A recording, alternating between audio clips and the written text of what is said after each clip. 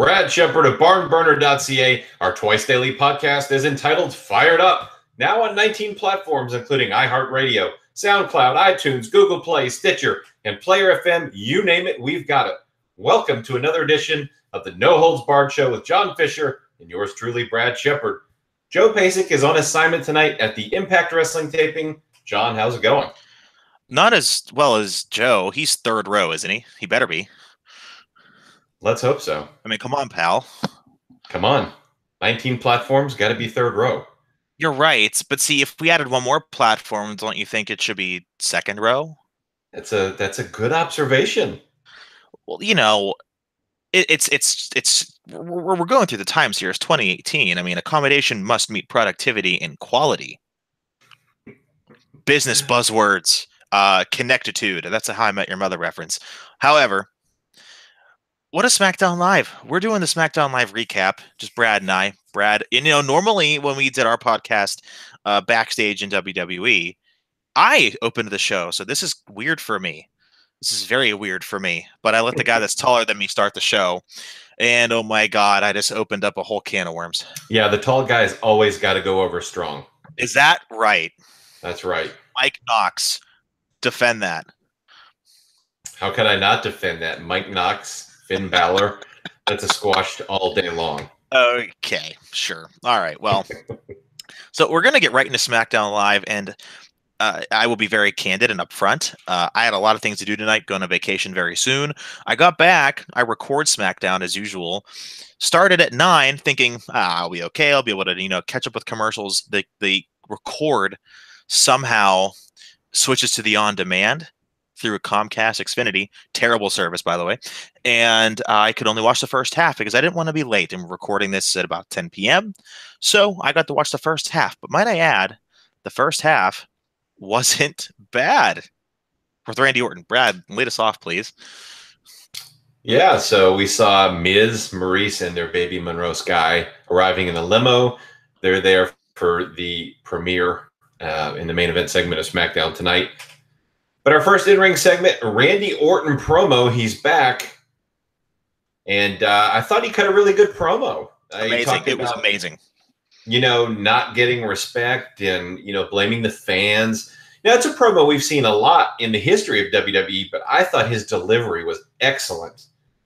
I really liked his talk about the indie darlings and the rundown bingo halls and the stealing the sweet hand gestures and not doing the flips and dives. What do you think, John? There's a lot that goes into Randy Orton that I think a lot of people don't appreciate. The Legend Killer gimmick, especially whenever he was feuding with John Cena the first time, not the 12th time, it was magical and like a heel bad guy in its purest art form, like going into Triple H's house, beating him up, feuding with Cena for all that time because it was the Golden Child versus the what did they call it, the third generation superstar, and it really this was a huge flashback for me, and I thought it was brilliant. The promo was brilliant, and I can't say anything more. He hit on all points, and you know what? We talk a lot of negativity about how no promos make sense. This promo made a lot of damn sense, especially in his perspective too. And that's honestly the goal of a promo, is it not? It made sense. I thought Randy Orton, he's just infinitely better as a heel. It's something he's more comfortable with, and frankly, his presentation is just much better as a heel. So, yeah, I thought it was a really good leadoff segment. And it really transitioned really well into the next segment, and we've kind of seen the story arc of Rusev, Aiden English, and Lana throughout the last couple of weeks, and this is where SmackDown's writing has been actually pretty good. It hasn't been like this big rush of anything 1 week. It's been going on for like 2 to 3 weeks now, including social media, backstages, and now leading on to this upfront encounter with Lana and Aiden English, which ends up costing Rusev the match against Andrade Cien Almas, who, by the way, is finally getting the push that we've all waited for. And I think near the end, it's setting up very nicely for an Aiden English-Rusev match coming up soon. I don't know if you've talked to any sources recently, but we could even see Zelina Vega and Lana get in the ring. I mean, this is a match made in heaven here, these two guys and girls. Yeah, definitely. I mean, I think there's an opportunity for a mixed tag or something like that. But It was a good match, I thought. And, Zelina Vega really adds to the presentation of Almas, which I've mentioned a lot.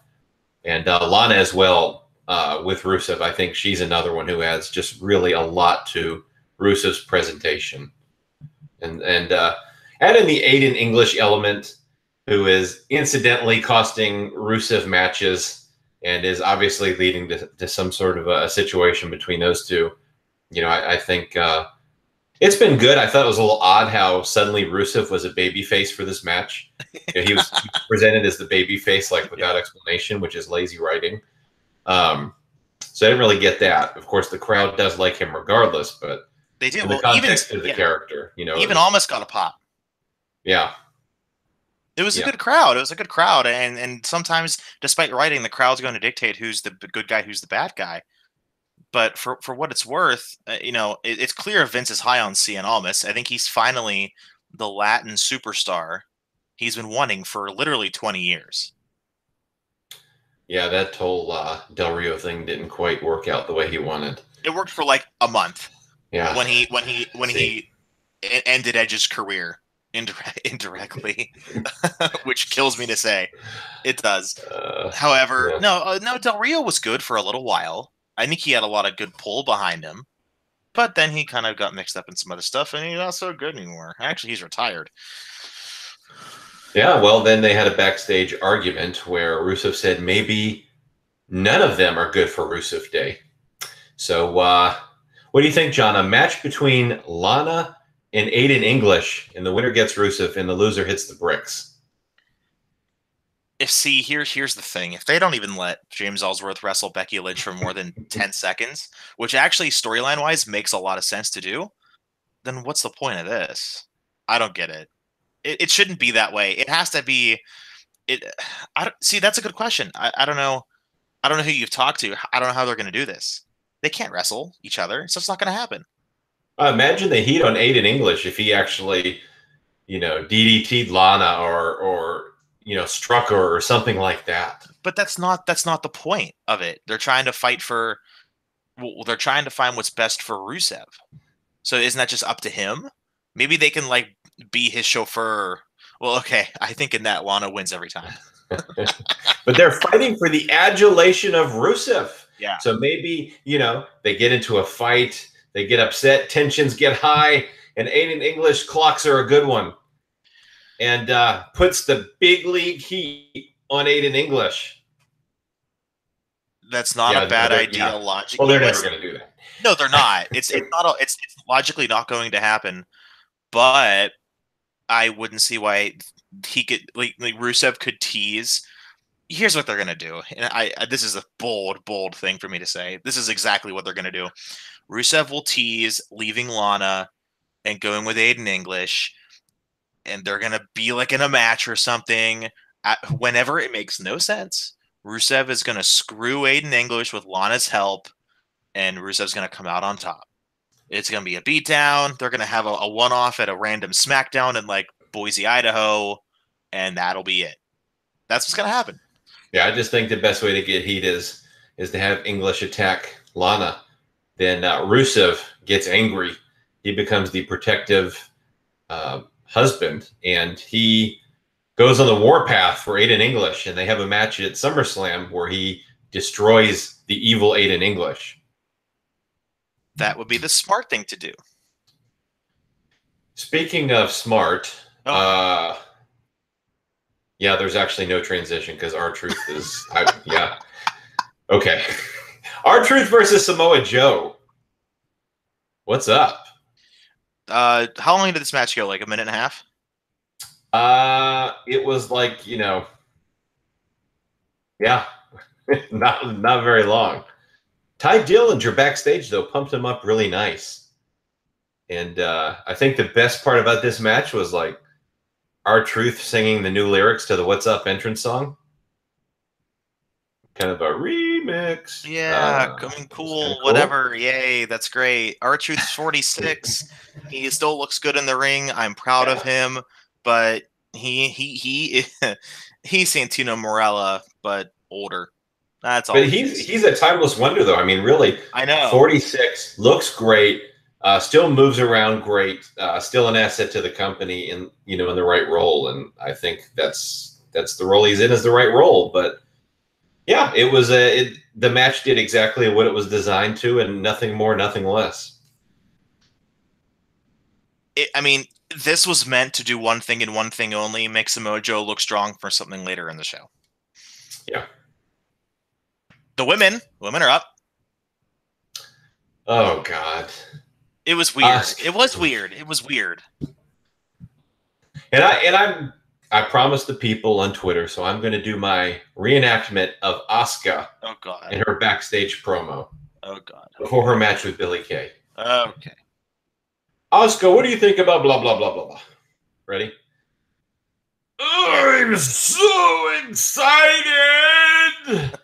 I'm ready. Sounds like SpongeBob. I'm ready. Honest to God, I thought she was constipated. So anyway, that was something.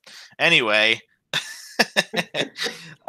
we had which iconic Billie Kay taking over for Asuka. She was not ready for Asuka, and Asuka wins. Very short. What a push those two are getting. Love it. Oh, but don't forget they promoted the Stephanie McMahon announcement on Monday Night Raw. That's a reoccurring theme, so I want to point that out. Oh, yes. That's like the third time, I think. Yeah. Let's all thank Stephanie McMahon and her countless contributions to the women's wrestling scene. Man, she wrote a lot of NXT women's matches. I tell you what, big agent down there. Big agent. Am I wrong? I think I'm right. I'm exactly right. Who am I kidding? Oh, okay. Speaking of promos I couldn't understand, no, Shinsuke Nakamura had a backstage you're wrong. promo. You're wrong, and this was one of his best backstage promos ever. What? Oh my God! Did you not listen to him? I couldn't understand a single word he said other than Jeff Hardy, Randy Orton, and biting. Like, I thought maybe he was talking about the police canine, like, biting him again. Like maybe he was having nightmares or something. No, I don't know. No. Go. This is your homework for the week. Go back home and watch it again, because at first he was making fun of Jeff Hardy because Randy Orton almost pulled his ear off, and he's like, "Sorry, Jeff, can you hear me?" Oh, poor Jeff. Like, it was funny. It was funny. I'm sorry. For those of you who when you listen to this podcast, tweet me, John Fisher TV, and if you like this podcast, give me a thumbs up, because I did. Check, please. Go back and watch it. No. Go back and watch it again. Watch it again. Try to listen. I heard him very clearly, actually. Well, you know Japanese, I don't. I do. Como, no. I don't know. I'm just waiting for you to say something wildly inappropriate. I'm trying to hibachi. Like the food. Okay. Yeah. I don't like Japanese food. I do too. It's really good. Yeah. I'll take your word for it. All right. So Paige here. Page A. So you had AJ Styles promoting the all women's pay-per-view. Great. He says he thought of his little girl and how he could tell her there's nothing she can't do in this world. And, it's another reason for him to be proud of the company he works for. Stephanie McMahon? Did he thank Stephanie McMahon? You have to do that. We have to thank her. It's because of her. Well, it's all because of her. I know. Well, of course. I mean, that goes without saying. No one else helped her at all. We should all thank Stephanie McMahon. I would like to thank her from the ages 12 to 18, because Stephanie McMahon, circa 2003 to circa 2010, I thank you. So Ellsworth comes out saying he returned to win the title. He made fun of Paige. He actually called her pale as a ghost. And she fired him and had security drag him away. How ungrateful. That was kind of funny. Yeah. Samoa Joe returns. He attacks AJ from behind, locks in the coquina clutch, signs the contract. He'll face AJ Styles at SummerSlam, just as I reported a month or two ago, actually. Was that an exclusive? I don't know, but that's why you have to listen to our show, right? That's a good point. Yeah. So the interesting thing to note about this is it's two of Impact Wrestling's biggest stars of all time. And they're now set to have a WWE Championship match at WWE's second biggest pay-per-view of the year. AJ Styles and Samoa Joe. How funny is that? WWDCD. What would Dixie Carter do? She would probably book a Claire Lynch love angle or whatever that, remember the whole AJ Styles TNA debacle with Claire Lynch? Oh, didn't Claire Lynch turn out to be something? Wasn't she in the Daniel Bryan? No. Wait a second. No, that was Chelsea Green. I think. Man, I'm looking this up live on the show. Wow. That wasn't Chelsea Green, was it? Was it Chelsea Green? No. What? No. No, I don't know. Dude, ignore me. Move on. Okay. Yeah, well, that's what we usually do. So we're going to do that. Yeah, that's true. Becky Lynch versus Carmella. And the stipulation was if Becky Lynch won, she faced Carmella at SummerSlam. There was a backstage segment with Paige and Carmella where, of course, Carmella mentions the all-women's pay-per-view. Stephanie McMahon. Yeah, Thank you, Stephanie. Thank you, Stephanie. Thank you, Stephanie. How many women's matches has Stephanie been involved in? I don't know, but they were probably all 7 stars. Yeah, they were all 7 stars, and God, we're just so thankful for Stephanie McMahon. Thank you, the No Holds Stephanie. Barred podcast. Stephanie allows us to do this podcast. She does. Yeah, absolutely. We're over here empowering women. Yes, we are. Everywhere. Stephanie McMahon allows me to get up in the morning. She allows me to drink my coffee. Yeah. She allows me to go to work. Yeah. Does she make your breakfast? Ooh, can't touch that. Nope, not gonna do it. Becky Lynch won after submitting Carmella with the I like how you wrote that. Disarm her arm bar. Wonderful. Good job. Go, Becky. She should have been pushed a while ago, and I'm glad they're at least doing it. Kudos. Yeah. Becky's is just a really good women's babyface wrestler. I think there's just that natural likability that she's always had, and this is a good opportunity. So I'm excited to see her get this match. Fire Bailey or send her back to NXT and have Becky get the spotlight. Yeah. Well, Bailey's been quite boring. Yeah. Yeah. Okay. Tag team tournament match where the tournament winner is eventually going to face the Bludgeon Brothers at SummerSlam. Yeah. This was New Day versus Sanity. And before the match, the Bludgeon Me Brothers, as I call them, cut a promo backstage that nobody cared about, saying it doesn't matter who survives because the same fate awaits the winner, a bludgeoning. Uh-oh. No, nobody gasped, actually. I just ad-libbed that. I would have. Usos on commentary, and New Day defeated Sanity by pinfall after the match. The Usos come out to the ring, and then the return of the bar. What is it? They're not just, they set the bar. What the hell is that? Oh, they lose a lot. Yeah, that's right. So the bar said, we're back, but we didn't miss any of you. And we want to win those tag team titles.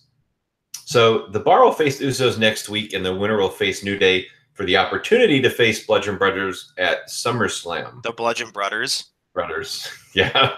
That's kind of like the cool slang term to brothers. Brother. So why do they bring up a really good tag team like Sanity and have them lose in their first even close shot of a title? Why, though? Well, here's the thing, John. You don't understand, brother. I don't. Is you got the Sanity debuting and beating the New Day. But you see, what's got to happen is then the New Day's got to go over Sanity. And then it's 50-50, and it doesn't hurt anybody, pal. Yeah. But Sanity's has potential, and they're good, and they're different, and just, different, successful, Yeah.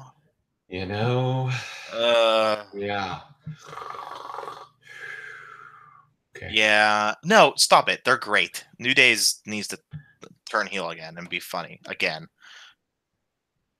Yeah. Yeah, I hear you. Main event time. Yeah. It was the Miz and Mrs. Premiere Party. Ooh. Which is actually, the show is debuting as we record this. It is. I think they're halfway through right now. I believe it's an hour long. So, yeah. So Maurice says, oh yeah, the women's pay-per-view. Oh, jeez. Stephanie McMahon. How could I possibly forget? I didn't forget. Just in case you did, you got another plug for the all-women's pay-per-view. I didn't forget either. Yeah, nope. Yeah, she said the evolution started with her, apparently. But I would disagree. See, I think it started with Stephanie McMahon. Yes, she started it all. Yeah, the face of the division. Started it all. She did. And we bowed before her for that. Miz called Monroe Sky an infant who has accomplished more than Daniel Bryan since his return, and also said that they're approximately the same size. Okay, he didn't say that. I just added that. Yeah, that's why it was incorrect. It's a baby. Daniel Bryan is a man. Okay. There was a Monroe Sky chant. Yeah, so there was that. Cool. Miz says the mere mention of Daniel Bryan has put Monroe Sky into dreamland. Apparently, he's a very boring guy. They showed a sneak peek of the show. Daniel Bryan appears in the Titantron, says he's sorry, but he should apologize in person. He comes out, beats up the A-list security, trying to prevent him from getting in the ring. And then the unthinkable happens. He throws the baby. Miz throws the baby at Daniel Bryan. But, of course, pal, it's a baby doll. Why See, we fooled ya. Why did Miz punt kick him like Snitsky did? It's not my fault. Oh, what if Snitsky would have caught the baby in the crowd? He comes out like that would have been hilarious, actually. And then he would have, given the line, "It wasn't my fault." That would have been hilarious. I would have paid him for one night just to come back and do that. I would have paid for his flight, hotel. Absolutely. Oh yeah. Oh God. And then that's it. Skull Crusher finale. I think you said that already. Boom, over. Yeah. And that's SmackDown. So overall, they're writing, because it's a 2-hour show, they can actually have clear and coherent storylines and matches to make sense with a middle, beginning, and an end, or a beginning, middle, and an end. And they came out smelling like roses. Good job, SmackDown. Road Dogg, DOGG. I got to give it to you, man. Aside from Sanity losing and the Asuka Billy Kay match, it wasn't a bad SmackDown at all. I kind of liked it. I just hope the Miz can set up a kids' playhouse for Daniel to change in, like Baron Corbin did to Finn Balor. Oh my gosh. Okay. I had to get in a Baron Corbin reference. I mean, I know it's SmackDown, but what would this show be without me talking about Baron Corbin? I want you to admit something right now. Are you ready? Okay. I'm ready. Admit to me that without Finn Balor's ability to play off Corbin, Corbin, A, wouldn't be getting popular, and B, I don't think he would have had a successful feud like he is right now with anybody else. Oh, I think Balor is a great opponent for him right now. There's no question about it, all kidding aside. And I've really enjoyed the feud. I have. I think they work pretty well together. They've done a great job of promoting it on social media. And frankly, I like the interaction between Kurt and Baron as well. So thumbs up for me on that. Yeah, we didn't get to talk much about that last night. And just a quick sidebar: Kevin Owens with Stephanie McMahon. Thank you, Stephanie. With Stephanie, Kurt Angle, Kevin Owens, and Baron Corbin. Those four had a really good backstage segment. I thought it was tremendous. Yeah, I did too. Yep. So no, they're doing really well. All right, well that's SmackDown, and nearing the end of our show. But I want to get something in real quick. Currently, right now. barnburner.ca, Twice Daily Podcast, fired up. We're looking for sponsors. Anybody who would like to do business with the brothers, reach out to us, and we'll give you our email addresses at the end of the show.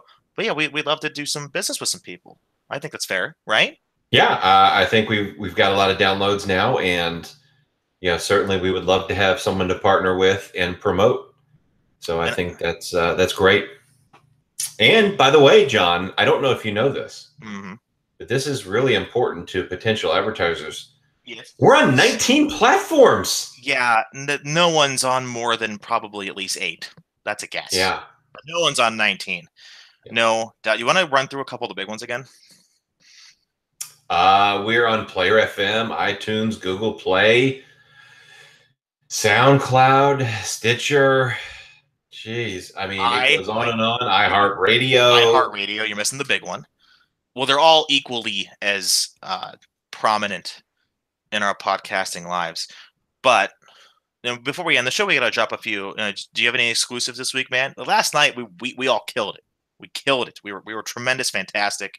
Any adjective that you want to list underneath the dictionary rainbow. But do you have anything for us tonight? Come on, big man. Just stay tuned. Leaving people wanting more. It's wonderful.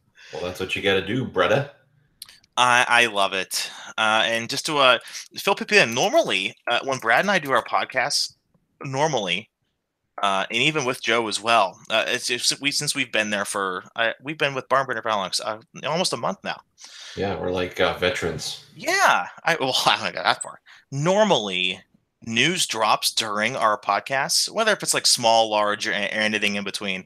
What do you think about Adam Cole's Twitter account getting hacked? Is he okay? God, that was terrible. I saw that, and I didn't want to mention it on Twitter or get involved. But, obviously the person who hacked Adam Cole's Twitter account gave out his phone number, those kind of things. It was just, I felt bad for him, and that's just a real dick move to do something like that.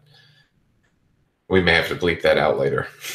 Yeah. I just don't understand it. Like, what's the goal in doing something like that? It's just stupid. And hopefully he gets that taken care of, because he needs to do less tweeting and more hitting the gym. Wow. Really? Yeah. Swerve. See, I swerved you. You thought I was making a babyface turn, but then I turned heel, pal. Well, I was scouring Twitter while you were going up on the tangent that I was half listening to. Gotta be honest with you. Stephanie McMahon did an interview with Sky Sports today. Very, very prominent. What would you call them? A media company? I would call them the media company that I went on their radio platform. All right, if we're in the business of putting ourselves over. We're always in the business of that, brother. Stephanie McMahon says we are not quite ready for tag team straps for the female athletes just yet. So just so everybody knows, I know that was a big rumor going around, and I just wanted to say that we're not going to see them right now, but soon, possibly. Yeah, I think Evolution might be a good time for that. Since Stephanie McMahon doesn't want to drop everything all at once. So, God, what a woman, Stephanie McMahon. And it's funny, she did comment on Ronda Rousey headlining WrestleMania 35. Mm-hmm. And I think this quote's really interesting. She goes, and I quote, "We are certainly making strides and changes that are happening every single day. That can't happen fast enough for me, but we've definitely seen positive momentum and moves towards that," unquote. Holy political answer. Wow. Yeah, she's full of the old corporate speak. Yeah. She's learned from two of the best. Yep, that is right, pal. All right, well, that's all I got. So since you started the show, I think it's only fair that you end it. You can ask me anything. I can ask you anything. Are you sure about that? PG. Okay, yeah, you're right. We're on a PG platform now. Sorry, guys. So I'm not going to tell you about John's Riverdale theory, but I will say this. John, where can we reach you? Where can we find you? At John Fisher TV on Twitter. Reach out, say hello. Let's do some business. You can also email me at John F, as in Fisher, at barnburner.ca. And of course, you can reach me on Twitter at @TheBradShepard, SHEPARD. You can email me at brad@barnburner.ca. And of course, you can read all of my work on barnburner.ca. For Brad and John, until next time. We'll see you later, guys, girls.